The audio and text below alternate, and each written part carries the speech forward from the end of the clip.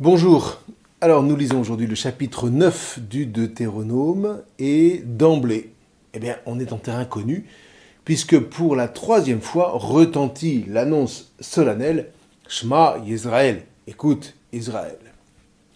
Alors on avait en 5 verset 1 cette convocation qui introduisait le décalogue, et puis on l'avait aussi au chapitre 6 au verset 4 qui faisait partie intégrante du premier et du plus grand commandement de la Torah. Donc vous voyez, on peut s'attendre ici à ce qu'un élément essentiel du discours de Moïse soit livré dans les versets qui suivent, même si c'est de manière un peu moins évidente que dans les deux premières séquences.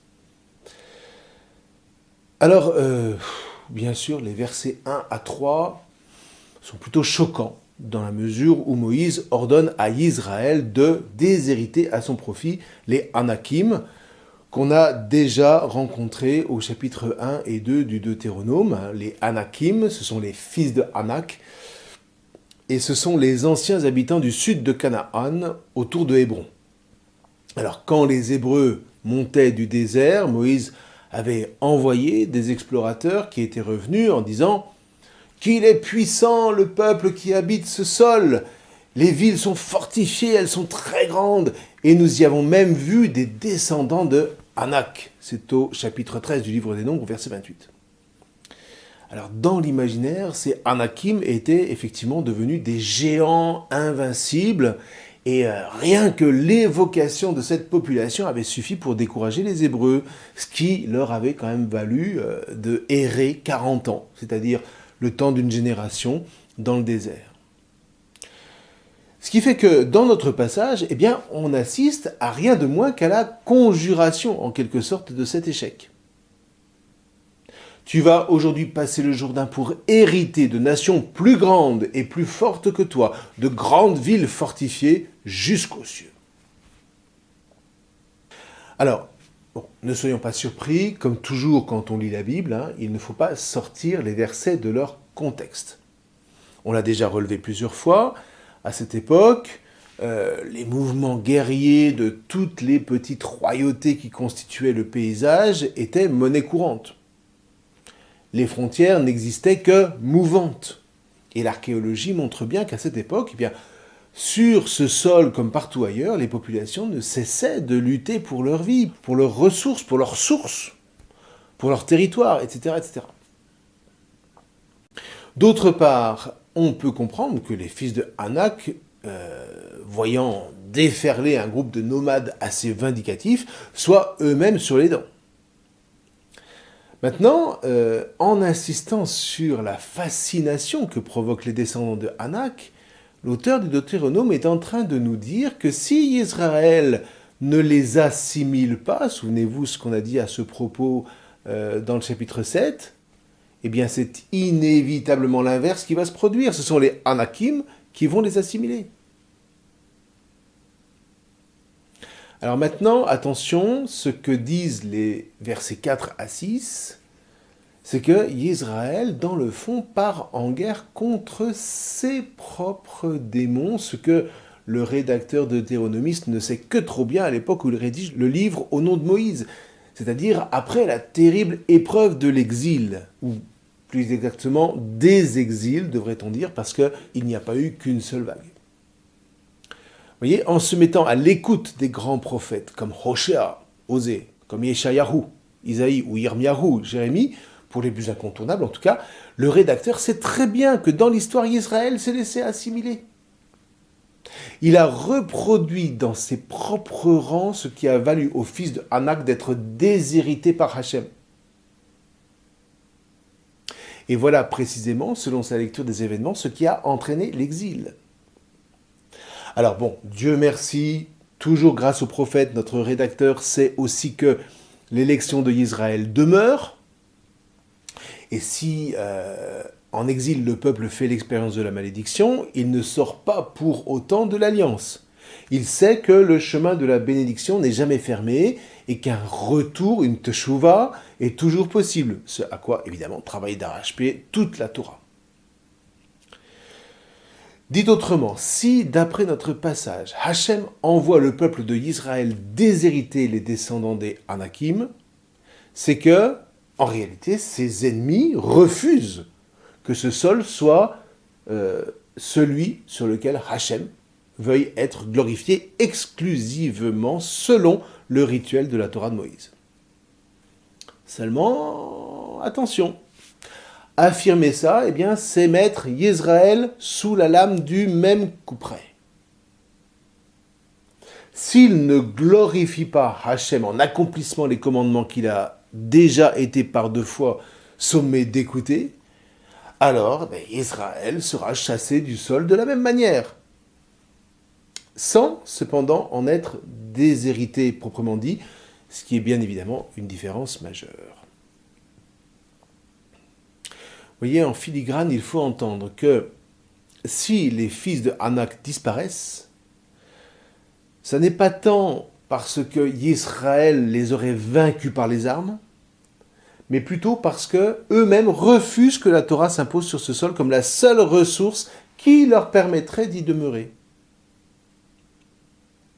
Et en disant ça, eh bien, comprenons bien qu'on touche à l'enjeu même du salut de toutes les nations. Le jour où les nations vont consentir à prendre le chemin de la bénédiction, et évidemment je pense ici au Christ qui se présente explicitement comme le vrai chemin de vie, alors il n'y aura aucune raison qu'elles n'aient pas eux-mêmes accès au sol promis. Alors non pas pour en refouler Israël, ni même pour y résider, mais pour, en Christ, bénir Abraham, selon la promesse faite au tout début du chapitre 12 de la Genèse. Hachem dit à Abraham, « Va vers toi, hors du sol de ta parenté et de la maison de ton père, vers le sol que je te ferai voir. Je fais de toi une nation grande, je te bénis, je rends grand ton nom. Sois une bénédiction. Je bénis ceux qui te bénissent, et celui qui te maudit, je le réprouve. C'est en toi que seront bénis tous les clans de la terre. » C'est au chapitre 12 de la Genèse, les tout premiers versets. Du coup, on comprend qu'en maudissant Israël, c'est Abraham que les fils de Anak maudissent. Et donc, Hachem ne peut que les réprouver. Tout comme il réprouve les chrétiens d'ailleurs, qui négligent le Christ, qui négligent sa parole. Il les réprouve non pas au sens où il les condamne, mais au sens où eux-mêmes, par leur négligence, en ne bénissant pas Abraham par Jésus, perdent par conséquent l'accès à la bénédiction qui ne vient que par lui. Du coup, les chrétiens font l'expérience de la malédiction, qui n'est pas, je vous le rappelle, une condamnation. La malédiction n'est jamais que l'accès perdu à la bénédiction, sous prétexte qu'on pourrait, sans le Dieu de la Torah, donc sans le Christ, se sortir par ses propres forces des combats de l'existence et déclarer qu'on est des surhommes, des fils de Anak, en quelque sorte. Et ça, ma foi, il faut vraiment le déshériter du sol de notre cœur. Comme quoi, vous voyez, faire partie du peuple élu n'a décidément rien d'évidence, n'est jamais un acquis, ni pour un juif, ni pour un chrétien, qui doivent constamment relancer en eux le processus de mémoire par lequel se révèle le chemin de la vie, en alliance avec Hachem. C'est ce que va très logiquement rappeler la suite à partir du verset 7.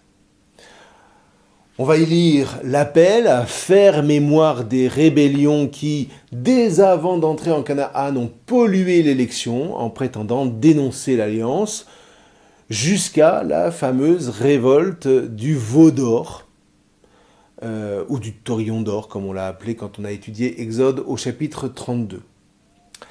Yisraël, dit Moïse, a irrité Hachem par le façonnage du taurillon d'or, au moment même où étaient gravées les tables de pierre. Quelle ironie! Alors, justement, à propos de ces tables, vous remarquerez que le récit parle des tables de l'Alliance, au verset 9, au verset 11 et au verset 15. C'est le seul endroit de toute la Bible qui les appelle comme ça. Alors, dans la Torah, on trouve les tables tout court, on trouve les tables de pierre, Quelquefois, on trouve les tables du témoignage, en particulier dans le livre de l'Exode. Et paradoxalement, il n'est jamais question des tables de la Torah, alors que, bien évidemment, elles en sont le symbole. Et puis, en dehors de la Torah proprement dite, du Pentateuque, dans le reste de la Bible, eh bien, les tables sont encore plus rarement évoquées.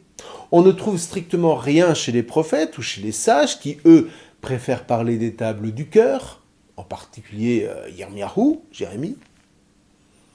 Quant aux livres historiques, eh bien, on ne trouve qu'une seule mention de ces tables, on appelle alors les tables de pierre, et c'est quand Salomon transfère l'arche pour la déposer dans le temple. Et puis c'est tout.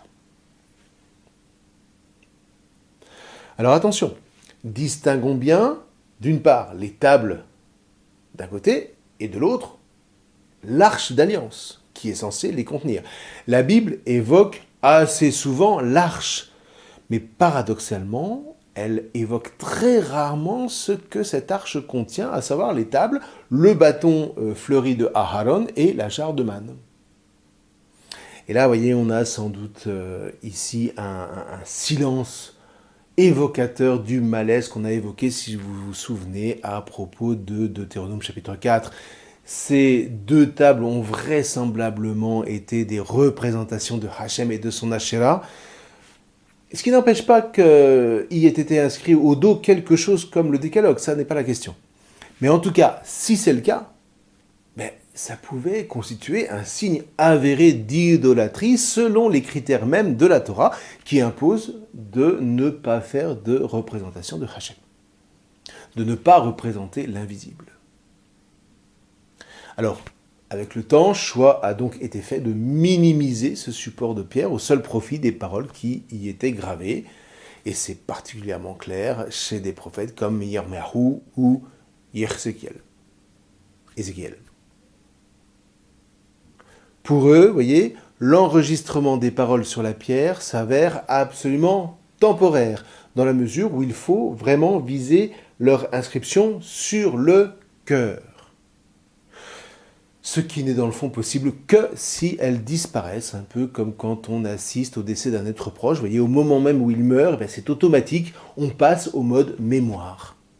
Et sa présence devient beaucoup plus intérieure que ne serait-ce que dans les secondes qui précédaient son décès.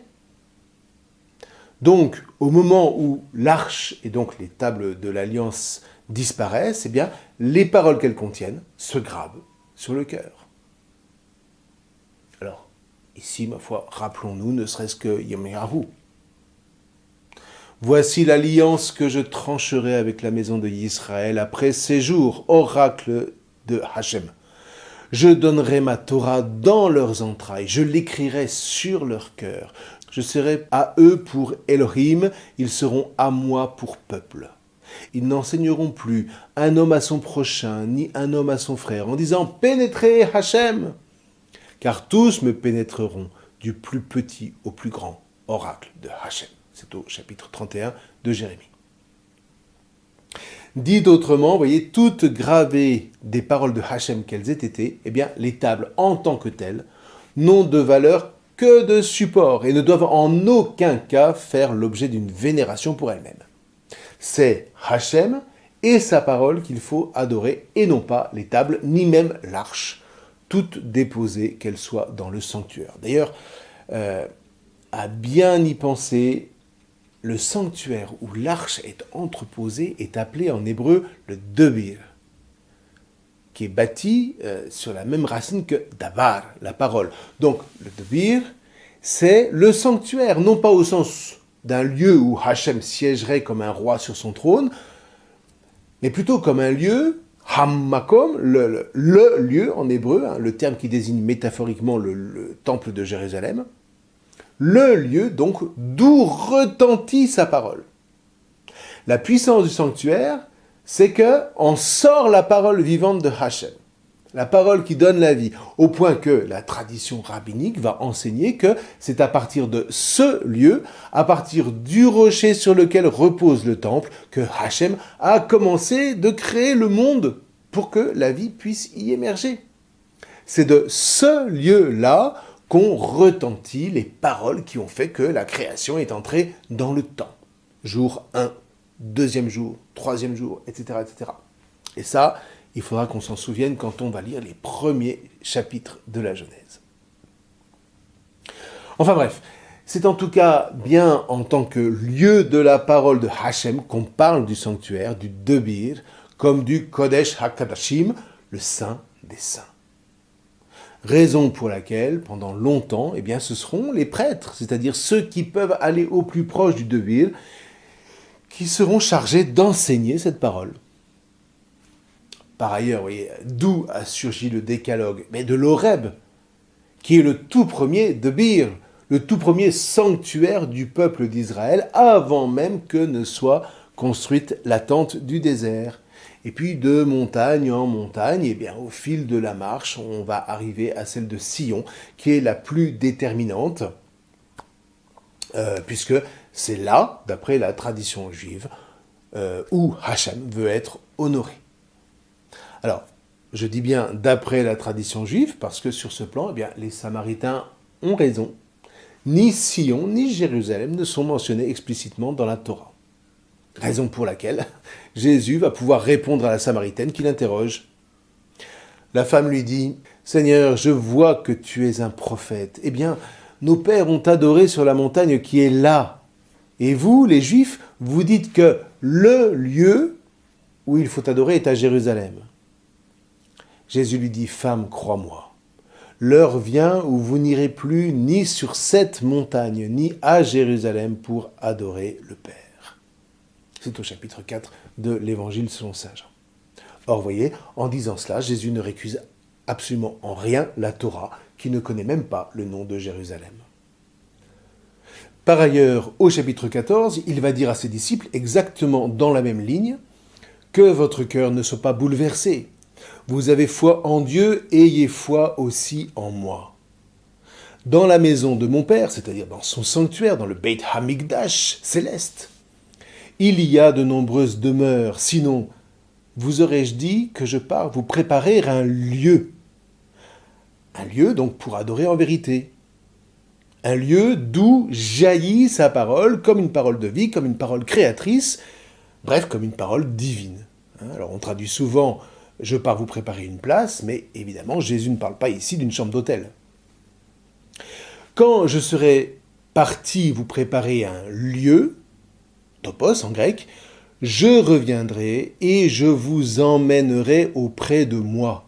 Évidemment, toujours pour adorer, toujours pour entendre cette parole en vérité, et que s'accomplisse ainsi la vocation même de Israël, qui est de servir Hachem, d'étudier la Torah, d'étudier la parole dans la paix, pour être ainsi la lumière des nations. Afin que, là où je suis, vous soyez, vous aussi. C'est au chapitre 14, des versets 1 à 3. Alors évidemment, éclairé par la Torah, cette parole de Jésus prend une toute autre dimension. Enfin bref, alors maintenant, allons jusqu'au verset 21. Moïse va s'attarder à faire mémoire du taurillon d'or et de la colère de Hachem qu'il a eu bien du mal à apaiser. Voilà, alors on retrouve l'épisode qui est raconté en Exode 32, en y ajoutant l'intercession de Moïse pour Aaron en passant, une des rares fois où le grand prêtre est nommé dans le Deutéronome, que le rédacteur prend bien soin de positionner comme subordonné à Moïse. Par ailleurs, le texte nous raconte que Moïse a méticuleusement réduit ce taurillon en poussière, et là, ma foi, rappelons-nous l'art de la pierre moulée qui s'était transmise de génération en génération depuis Joseph. La pierre qui était symbole d'éternité, qui avait à voir avec les dieux, contrairement à la brique. Et donc c'est de cette façon que le taurillon avait été fabriqué. Comment voulez-vous sinon qu'une statue en or soit réduite en poussière? Impossible. Alors là-dessus, je n'y reviens pas, je vous renvoie à tout ce que nous en avons dit dans l'introduction au livre de l'Exode. Et comprenons bien ce qui est véritablement en jeu derrière ce rappel. Alors, allez, on va revoir une énième fois l'histoire de Israël, parce que sinon, ma foi, on n'entend rien à ces versets. Alors, on l'a dit, au commencement de l'histoire de Moïse, il y avait eu au moins 2 grandes vagues de migration depuis Mitzraïm jusque vers la frontière nord de l'Empire. Une première juste après la mort de Akhenaton, et puis la seconde après Ramsès IX, qui a été conduite, celle-là, par Moïse. On sait que la première vague s'est installée principalement au nord de Canaan. Ce sont ceux que la tradition rattache aux héritiers de Ephraïm et de Menaché, les fils de Joseph. Du coup, cette tradition n'a aucune raison de faire mémoire d'une arche quelconque. Sur ce territoire du nord de Canaan, on va vénérer Hachem, qui est sans doute le dieu secret adoré par Joseph, mais en lui rattachant la figure du patriarche, dont le nom égyptien, précisément, était associé au taurillon. Et là, encore une fois, je vous renvoie aux premières vidéos sur le livre de l'Exode. Et si, de la même manière que pour l'Exode, écouter Moïse, c'était écouter Hachem, alors on peut tout à fait imaginer qu'à travers le taurillon, les Israélites reconnaissaient en Joseph l'intermédiaire privilégié de Hachem. Du coup, on se trouve avec 2 façons de vénérer Hachem par une même famille. Dans le nord, on organise son culte autour du taurillon, autour de Joseph, et puis dans le sud, en Judée, suite à la seconde vague de migration, on organise ce culte autour de l'Arche d'Alliance. Alors maintenant, on connaît la suite. Invasion assyrienne, descente d'une part de la population du nord dans le sud pour se réfugier, et assimilation des 2 formes de vénération en une seule. Avec ce raisonnement, somme toute, assez simple de la part des Judéens vis-à-vis de leurs frères du royaume de Israël. Si votre culte de Hachem n'a pas su retenir l'invasion assyrienne, c'est que la seule manière dont Hachem va y être vénéré, c'est celle de Jérusalem. Il a donc horreur du taurillon, et cette aversion va être posée au cœur même de la Torah pour décourager toute velléité d'y revenir. Là-dessus, nouvel exil, provoqué cette fois par Babylone, qui touche la Judée de plein fouet. Du coup, à son tour, la forme de vénération assise sur l'arche disparaît. Donc, plus de taurillon, mais plus d'arche non plus. Évidemment, plus de table. Et c'est comme ça que, alors c'est évidemment, dit très très rapidement, toute cette histoire a peu à peu amené les fils d'Israël à épurer leur culte de Hachem. Désormais, au retour d'exil, plus rien ne reste à vénérer d'extérieur. L'histoire a fait son chemin, consigné encore une fois dans la Torah, dont le but est de prémunir chaque génération des dérives qui menacent de faire perdre l'accès à la bénédiction.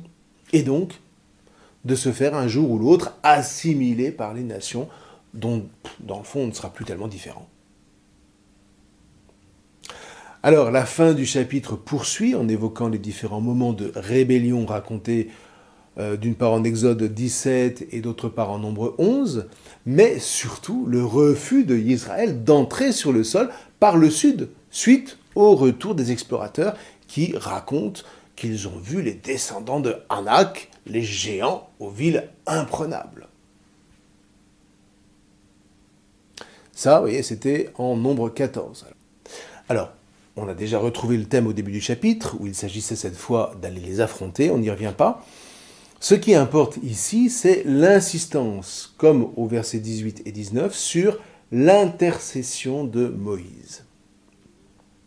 Alors, non pas une intercession qui apaiserait la fulmination de Hachem, une fulmination, une colère qui n'est jamais que l'interprétation humaine d'un acte de pure justice de la part de Hachem.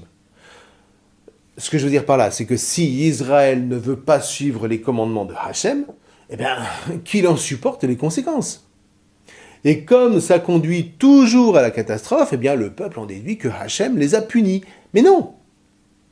Il a respecté leur choix en toute justice. Or, ce que nous apprennent nos versets, c'est que si on ne se base que sur la justice pour faire avancer les affaires, ça conduit tout autant à la catastrophe. C'est ce que nous raconte par exemple le déluge avec Noé. La justice est bien entendu nécessaire, mais elle n'est pas suffisante. Il faut autre chose pour que l'homme puisse non pas purement et simplement subir et assumer les effets mortifères de ces rébellions, mais grandir à travers ces échecs, à savoir la miséricorde. Voilà ce qu'il faut ajouter à la justice. Alors bien sûr que ce peuple est insupportable, bien sûr qu'il ne vaut pas mieux que les Français, sauf que l'objectif n'est pas de le dédaigner, mais c'est de le sauver, c'est de le relever, toujours, et encore, et encore. Et ça, ma foi, ça suppose une demande de sa part. Et c'est cette demande que Moïse est appelé à porter dans son intercession. Vous voyez ? Celui-là même qui a donné la Torah, une Torah qui est à la fois loi cadre, enseignement et prière, celui-là va aller au-delà et va en appeler à la miséricorde. Et voyez, c'est là son épreuve. Hachem éprouve Moïse pour qu'il aille plus loin que la simple justice, de sorte que Hachem puisse manifester cette miséricorde. On est ici dans l'ordre de la maïeutique, et de ce point de vue, le récit est complètement dans la ligne de Abraham devant Sodome et Gomorrhe. Je vous renvoie là à la vidéo qui commente cet épisode. Ce sont les chapitres 18 et 19 de la Genèse. Mais en même temps, Moïse annonce aussi la mission du Christ Jésus, en passant par la figure du serviteur souffrant de Yoshiahu, Isaïe, qui intercède seul en faveur du peuple de Hachem, et c'est encore de justice et de miséricorde qu'il est question. Méprisé, abandonné des hommes, homme de douleur, pénétré de souffrance, le serviteur de Hachem est comme celui qui voile de nous ses faces. Comme un lépreux, si vous voulez. Méprisé, nous l'avons compté pour rien. Mais évidemment, en fait, à travers lui, c'est contre Hachem que Israël se rebelle. Ainsi portait-il nos souffrances, était-il chargé de nos douleurs. Et nous, nous le comptions pour frappé, pour meurtri par Elohim, affligé. Vous entendez? Voilà, Dieu qui paraît punir, mais il faut aller plus loin. Mais c'est à cause de nos rébellions, qu'il a été transpercé, à cause de nos fautes qu'il a été meurtri. La sanction de paix était sur lui, c'est dans ses blessures que nous voilà guéris. C'est au chapitre 53 du livre d'Isaïe. Vous voyez, le serviteur est lui seul intercède dans sa chair devant Hachem pour que miséricorde soit faite à Israël, alors même qu'il est infidèle. Or ici, c'est Moïse. La Torah, vous voyez, est en train de nous dire que, ultimement, il faudra toujours un serviteur qui intercède pour Israël, mais aussi qui intercède pour tous les hommes. Et c'est le Christ, en qui nous, chrétiens, nous reconnaissons ce serviteur, cet intercesseur de miséricorde. Vous voyez, comme quoi, d'une figure à l'autre, tout se tient, tout se construit. Enfin voilà. Quoi qu'il en soit, je vous laisse à présent lire ce chapitre et en tirer quelques-uns des enseignements qu'il contient. Il y en aurait tellement à dire encore, évidemment. Nous verrons la suite la prochaine fois. Encore une fois, merci à ceux d'entre vous qui avaient fait ou qui envisageaient de faire quelques dons à l'association Va vers toi, qui gère le site de la Bible en tutoriel. N'oubliez pas, c'est en bas à gauche de la page d'accueil du site. On vient de faire la maintenance, alors normalement c'est un site qui est remis à neuf, qui devrait rouler pour quelques années. Je vous remercie.